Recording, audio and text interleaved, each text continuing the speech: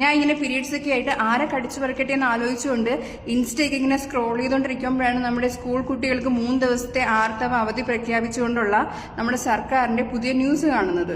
ചില ആൾക്കാരെങ്കിലും വിചാരിക്കുമോ ഇത്രയുള്ള ഇതാണോ ഇത്ര വലിയ സംഭവം എന്ന്. പക്ഷേ എന്റെ പൊന്നോ, ഇത് അനുഭവിക്കുന്നവർക്ക് മാത്രമേ മനസ്സിലാവുള്ളൂ മക്കളെ ആ ഒരു അവസ്ഥ. ഒന്ന് ചുരുക്കി പറയുവാണെങ്കിൽ നമ്മൾ ഇടുപ്പിൽ കൂടിയൊക്കെ ഇങ്ങനെ ഇരച്ചു കയറി, നമ്മുടെ തൊടകളിൽ കൂടിയൊക്കെ ഇങ്ങനെ തുളഞ്ഞു കയറി, നമ്മുടെ നടുവിലോട്ട് ഇങ്ങനെ പടർന്ന് പന്തലിക്കും ആ വേദന. ചില സമയത്തൊക്കെ ഉണ്ടല്ലോ, നമ്മുടെ വയറ്റിനകത്ത് ആരും ഒരു കത്തി എടുത്ത് ഇങ്ങനെ കുത്തി തിരുകി കയറ്റി നമ്മുടെ കുടലൊക്കെ വെളിയിൽ ചാടുന്ന ഒരു അവസ്ഥയായിരിക്കും. ആ സമയത്തൊക്കെ നമ്മൾ സ്കൂളിലും കോളേജിലൊക്കെ പോയിരുന്ന ഒരു അവസ്ഥയെ പറ്റി എന്റെ പൊന്നെ ചിന്തിക്കാൻ പോലും വയ്യ. പക്ഷെ എന്നിട്ട് ഏറ്റവും വലിയ രസം എന്ന് വെച്ചാൽ ഇന്ന് ഇതും വെച്ച് കിട്ടിയാണ് നമ്മളൊക്കെ എന്താ പറയാ, രാവിലെ വെളുപ്പിനെയൊക്കെ ചാടി എണീച്ച് അടുക്കളയിലെ ജോലിയൊക്കെ തീർത്തിട്ട് നമ്മളൊക്കെ ഓഫീസിലോട്ട് ഓടുന്നത്.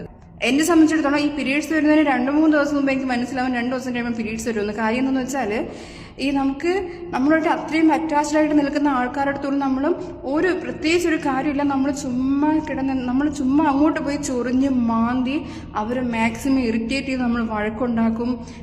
നമ്മളെ കൊണ്ട് ചെയ്യാൻ പറ്റുന്നതിന്റെ മാക്സിമം ഒക്കെ നമ്മൾ ചെയ്തിരിക്കും.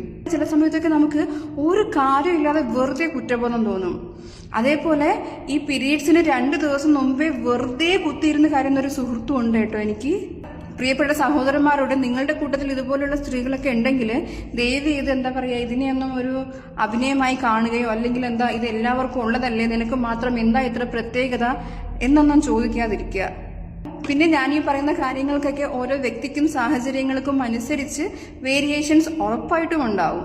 ഒരു 10-12 വർഷം മുമ്പായിരുന്നു വി ഡി സതീശൻ നമ്മുടെ മുഖ്യമന്ത്രി ആയിരുന്നെങ്കിൽ ഓ മൈ ഗോഡ്, ചിന്തിക്കാൻ പോലും വയ്യ. എന്തായാലും പാർട്ടിയോ ഒന്നും നോക്കാതെ നല്ലത് ആര് ചെയ്താലും നമ്മൾ നല്ലതെന്ന് തന്നെ പറയണം.